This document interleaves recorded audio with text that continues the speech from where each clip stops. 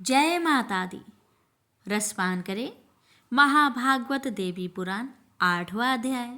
इस अध्याय में भगवान शंकर द्वारा सती का दक्ष के घर जाने को अनुचित बताना, देवी सती के विराट रूप को देखकर शंकर का भयभीत होना, सती द्वारा काली, तारा आदि अपने 10 स्वरूपों 10 महाविद्याओं को प्रकट करना, देवी का यज्ञ भूमि के लिए प्रस्थान आदि का वर्णन है।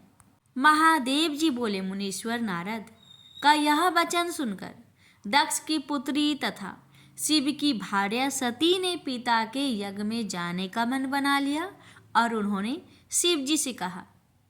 सती बोली, प्रभु देव महेश्वर, मेरे पिता दक्ष प्रजापति बहुत तैयारी के साथ एक बहुत बड़ा यज्ञ कर रहे हैं। उस यज्ञ में हम दोनों को जाना मेरे मन में न्यायोचित प्रतीत हो रहा है। हम दोनों के वहां उपस्थित हो जाने पर वे निश्चित रूप से ही सम्मान करेंगे। शिव जी बोले, प्रिय सती, इस प्रकार का विचार अपने मन में भी मत लाओ। बिना बुलाए जाना और मृत्यु ये दोनों ही एक समान है। यज विद्याधरों के समक्ष वे अहंकारी दक्ष मेरा तिरस्कार कर रहे हैं, अतः उनके घर कभी नहीं जाना चाहिए। मेरा अपमान करने की इच्छा से ही वे यह महायज्ञ कर रहे हैं। सती, यदि मैं वहाँ जाऊँगा अथवा तुम वहाँ जाओगी तो तुम्हारे पिता हम दोनों का सम्मान नहीं करेंगे। यदि ससुर के घर में अपनी प्रतिष्ठा हो तभी वहाँ जाना चाहिए। यदि वहाँ मेरा अपमान होता हो तब वहाँ का जाना मरने से भी बढ़कर होता है। दामाद ससुर के घर में परम आदर की अपेक्षा रखता है। ससुर को भी चाहिए कि वह उस दामाद का आदर करके अपने भवन में ले आवे। वरान ने ससुर को अपने दामाद के प्रति अनादर भाव नहीं रखना चाहिए, अन्यथा धर्म की हानि होती है। यह बात पूर्ण रूप से सत्य है। दामाद के प्रति देश भावना रखने से घोर पाप उत्पन्न होता है। अतः बुद्धिमान व्यक्ति को चाहिए कि वह अपने दामाद के प्रति देश न रखे। दामाद को भी अपने ससुर का किसी तरह का अप्रिय नहीं करना चाहिए। ऐसा करने वाला नरक में जाता है और कई 100 वर्षों तक नरक में पड़ा रहता है। बिना सम्मान के ससुराल कभी नहीं जाना चाहिए। प्रिय, बिना बुलाए जहाँ कहीं भी जाना मृत्यु के तुल्य कहा गया है। फिर ससुराल में जाने की बात ही क्या। अतः इस समय मैं ससुर के घर नहीं जाऊंगा। वहाँ जाना प्रीतिकारक नहीं होगा, क्योंकि वे दक्ष प्रजापति है। अति ससुर के स्नेह करने से रूप वृद्धि, प्रजा वृद्धि और धर्म वृद्धि भी होती है, और प्रिय, अनादर करने से सर्वथा हानि ही होती है। अतः श्रोतमे, मैं तुम्हारे पिता के इस यज्ञ में नहीं जाऊंगा। वे प्रजापति दक्ष मुझे दिन रात दरिद्र तथा अत्यंत दुखी कहते रहते हैं। बिना बुलाए मेरे जाने पर वे तो विशेष रूप से ऐसा कहेंगे। न बुलाने तथा दुर्वचन ये बातें ससुर के घर में सहनीय नहीं है। ससुर को चाहिए कि वह अपनी पुत्री के पति को आते हुए देखते ही उसके पास पहुंचकर यथाशक्ति उसकी पूजा करे, अन्यथा धर्म की हानि होती है। जिस ससुराल में इस प्रकार के सम्मान की बात कही गई है, वहां अपमान पाने के लिए भला कौन बुद्धिमान जाएगा। अतः देवताओं के द्वारा पूजित महेशानी, मुझे क्षमा करो। बिना निमंत्रण के तुम्हारे पिता के महायज्ञ में हम दोनों का जाना उचित नहीं है। सती बोली, प्रभु आपने जो कुछ कहा वह सत्य ही है। इसमें किसी प्रकार का संचय नहीं है, किंतु हो सकता है कि वहां जाने पर भी आपका सम्मान करे। शिव जी बोले, तुम्हारे पिता वैसे नहीं है सती, जो कि बिना निमंत्रण के वहां जाने पर भी सभा के मध्य में हम दोनों का सम्मान पूर्वक स्वीकार करें। मेरे नाम की स्मरण मात्र से वे दिन रात मेरी निंदा करते रहते हैं। ऐसी स्थिति में वे मेरा सम्मान करेंगे? यह तुम्हारी दुर्बुद्धि है। सती बोली, महादेव, आप जाए अथवा ना जाए, आपकी जो इच्छा हो कीजिए, किंतु महेश्वर मैं वहाँ जाऊंगी, अतः आप मुझे अनुमति दीजिए। पिता के घर में महायज्ञ के महा उत्सव का समाचार सुनकर कोई कन्या धैर्य रखकर अपने घर में कैसे रह सकती है? यहाँ असामान्य लोग बुलाए जाते हैं और पूजित होते हैं, तब वहाँ सामान्य व्यक्ति भला इसे सुनकर कैसे धैर्य रख सकता है? महेश्वर, किसी दूसरे स्थान पर जाने के लिए निमंत्रण की अपेक्षा होती है। अपने पिता के घर जाने के लिए कन्या को आमंत्रण की कोई अपेक्षा नहीं होती। अतः मैं पिता के घर अवश्य जाऊंगी, इसके लिए आप अनुमति दीजिए।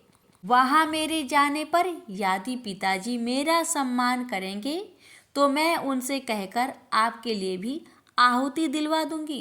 यदि वे मूर्ख बुद्धि दक्ष मेरे सामने आपकी निंदा करेंगे तो मैं उसी समय उनकी महायज्ञ का निस्संदेह विध्वंस कर डालूंगी। शिव जी बोले, सती, उस यज्ञ में तुम्हारा जाना कभी भी उचित नहीं है। मैं सच कहता हूँ कि वहाँ पर तुम्हारा सम्मान नहीं होगा।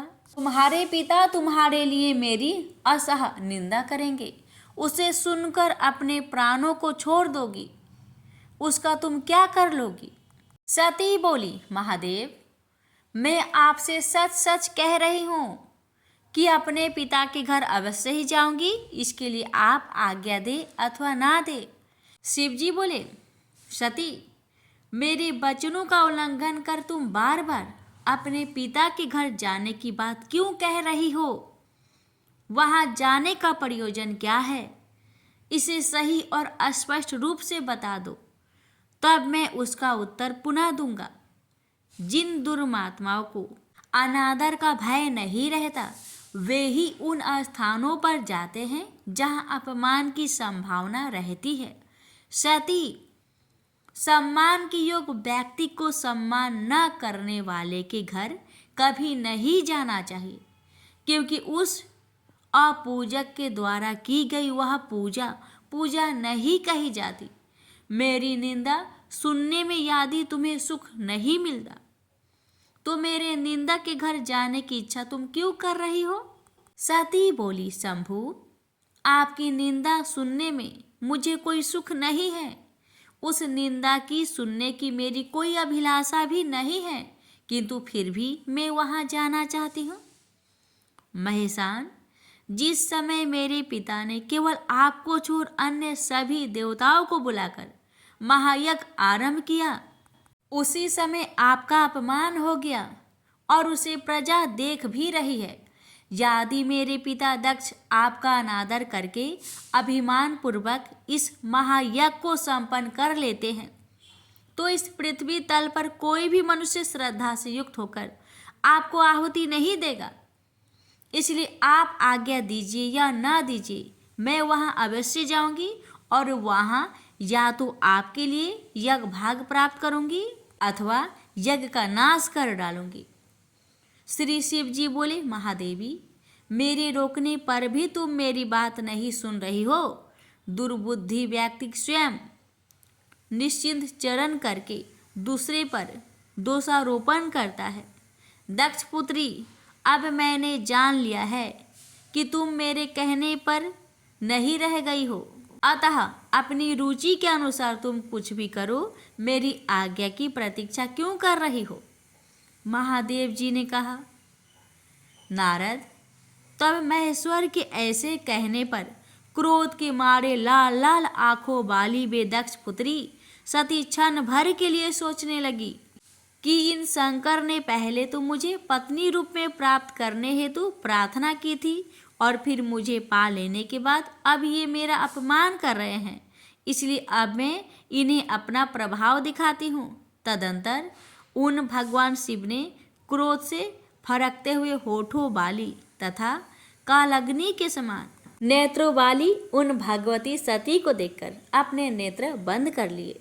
भयानक दाढ़ों से युक्त मुख वाली भगवती ने सहसा उस समय अट्ठास किया, जिसे सुनकर महादेव विमूढ़ के समान भयाक्रांत हो गए। बड़ी कठिनाई से आंखों को खोलकर उन्होंने भगवती के भयानक रूप को देखा। नारद उनके द्वारा इस प्रकार देखे जाने पर उन भगवती ने सहसा अपने स्वर्णिक वस्त्रों का परित्याग करके वृद्ध अवस्था के समान कांति को धारण कर लिया। वे दिगंबरा थी। उनके केश पास सुशोभित हो रहे थे, जिह्वा लपलपा रही थी, उनकी 4 भुजाएं थी। उनके शरीर की ज्योति काल अग्नि के समान सुशोभित हो रही थी। रोम राशि पसीने से व्याप्त थी। अत्यंत भयंकर रूप वाली वे भयानक शब्द कर रही थी और उन्होंने मुंडमाला का आभूषण धारण कर रखा था। उगते हुए करोड़ों सूर्य के समान तेजोमयी उन्होंने अपने मस्तक पर चंद्र रेखा धारण कर रखी थी। उगते हुए सूर्य के समान आभा वाले किरीट को धारण करने से उनका ललाट दिव्यमान था। इस प्रकार अपने तेज से दैदीप्यमान एवं भयानक रूप धारण करके देवी सती घोर गर्जना के साथ अट्टहास करती हुई उन शंभु के समक्ष उठकर सहसा खड़ी हुई। तब उन सती को इस प्रकार का विचित्र कार्य करते हुए देखकर भगवान शिव ने चित्त से धैर्य का परित्याग कर भय के मारे भागने का निश्चय किया और वे विमूढ़ की भांति सभी दिशाओं में इधर उधर भागने लगे। उन शिव को दौड़ते हुए देखकर वे दक्ष पुत्री सती उन्हें रोकने के लिए ऊंचे स्वरों में डरो मत इन शब्दों को बार बार उच्चारण करती हुई अत्यंत भयानक अट्टहास कर रही थी। उस शब्द को सुनकर वे शिव अत्यधिक डर के मारे वहां एक क्षण भी नहीं रुके। वे उस समय भय से व्याकुल होकर दिशाओं में दूर तक पहुंच जाने के लिए बड़ी तेजी से भागे जा रहे थे।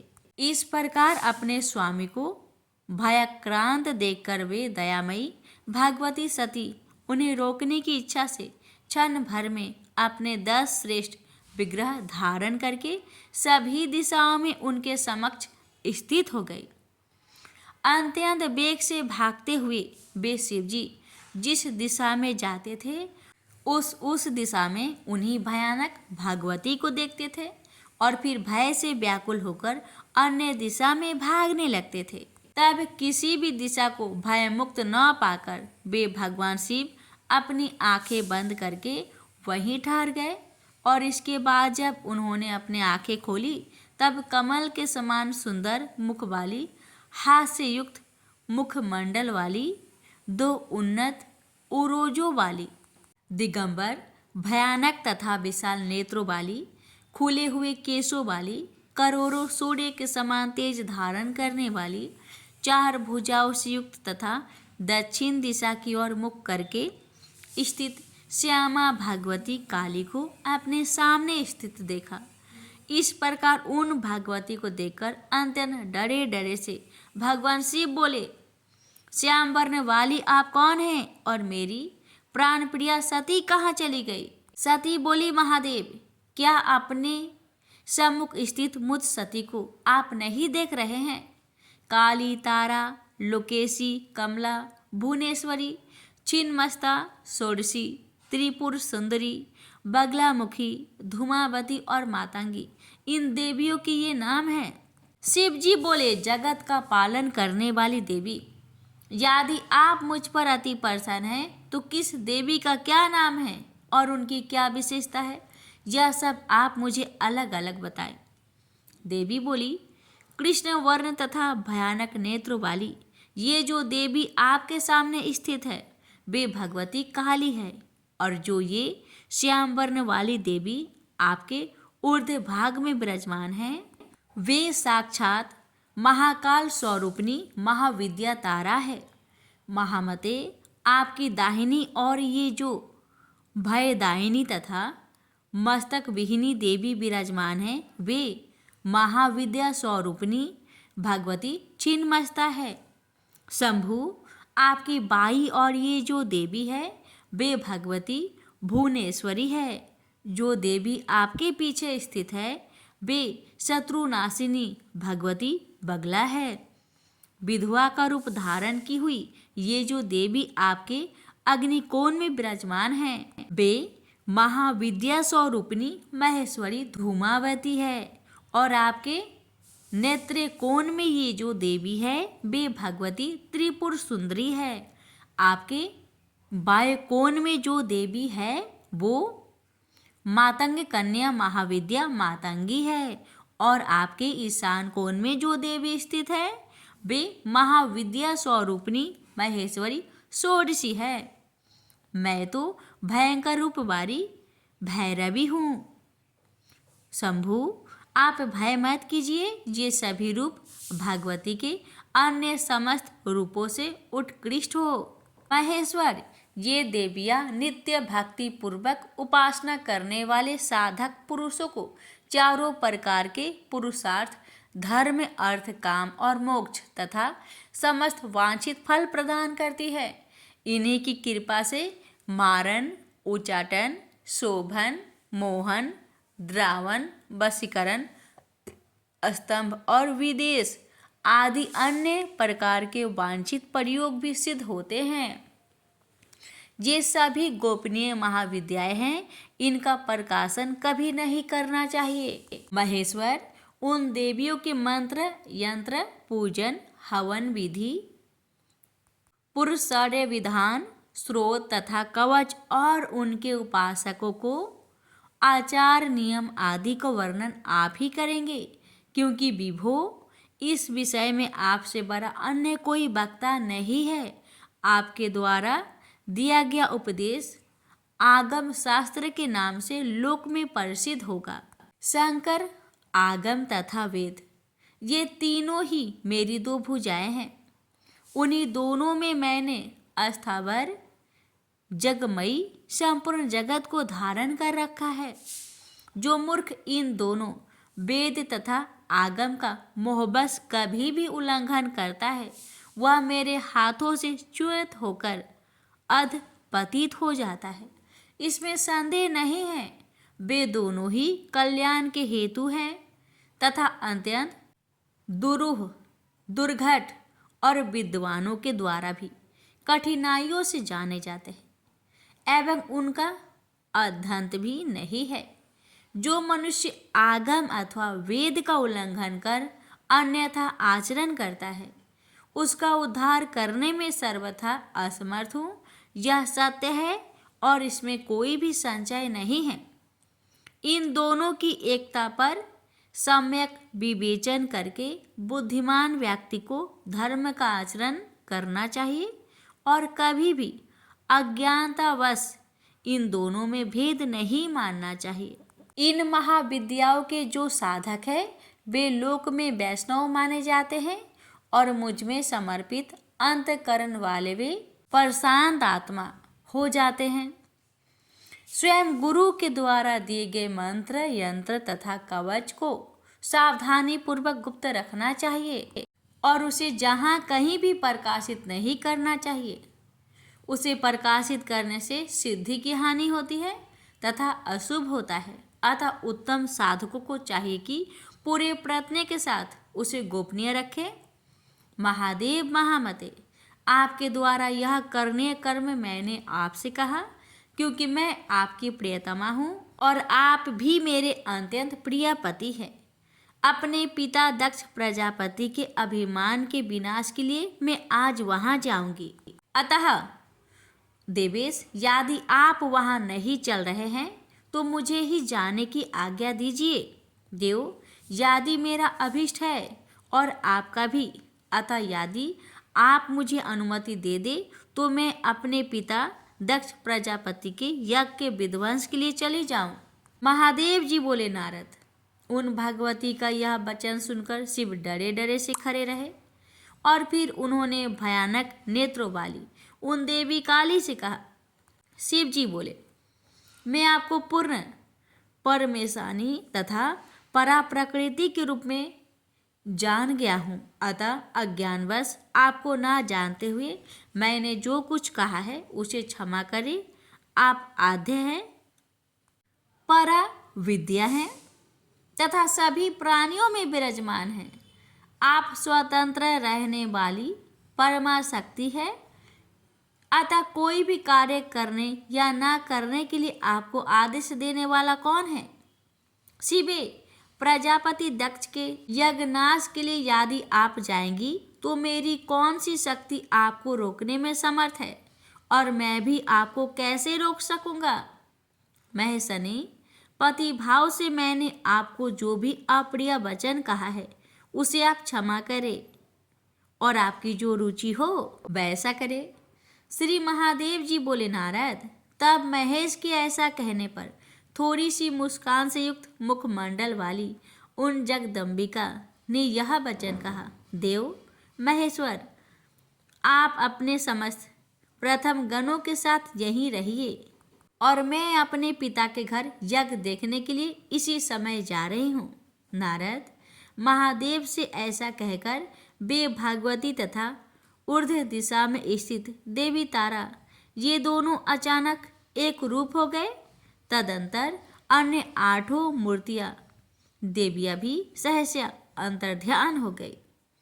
इसके बाद भगवान ने उन सूर्येश्वरी को जाने की इच्छुक देखकर अपने प्रथम गणों से कहा, 10,000 सिंहों से युक्त तथा रत्न जालों से सुशोभित उत्तम रथ ले जाओ। उसे सुनते ही स्वयं प्रथम गणों के अधिपति उसी क्षण तेज गति से चलने वाले 10,000 सिंहों से जुटे हुए रथ को ले आए। प्रथमाधिपति ने रत्न जाल से सुशोभित पर्वताकार चारों ओर से अनेक प्रकार के पताकाओं से अलंकृत तथा वायु वेग के समान चलने वाले 10,000 सिंहों से जुटे हुए उस रथ पर उन भागवती को स्वयं विराजमान कराया। मुनिश्रेष्ठ, युग के अंत में प्रलय के समान संपूर्ण जगत को भयभीत करने वाली वे भीम स्वरूपिणी भगवती काली उस रथ में स्थित होकर सेमरू पर्वत के शिखर पर आरूढ़ उत्पन्न मेघमाला की भांति सुशोभित हो रही थी। तदंतर बुद्धिमान नंदी उस रथ को बड़ी तेजी से हाँकने लगे और महामते इधर वे शिव शोक तथा दुख से व्याकुल हो रुदन करने लगे। कोपाविष्ट काली को देखकर सभी प्राणी भागने लगे। सूर्य भी भयभीत होकर पृथ्वी पर गिरने से लगे। सागर विक्षुब्ध हो गए। सभी दिशाएं व्याकुल हो उठी। महान वेग से वायु बहने लगी और घोर अमंगल का संकेत देने वाले सैकड़ों उल्कापिंड सूर्य मंडल का भेदन कर पृथ्वी तल पर गिरने लगे। इस प्रकार वह रथ आधे क्षण में ही दक्ष प्रजापति के घर पहुंच गया। तब उन भगवती सती को देखते ही दक्ष के घर में स्थित सभी लोग भयभीत हो उठे। प्रेम से बोलिए जय माता दी। इसके आगे के वृत्तांत अगले अध्याय में अवश्य सुनिएगा।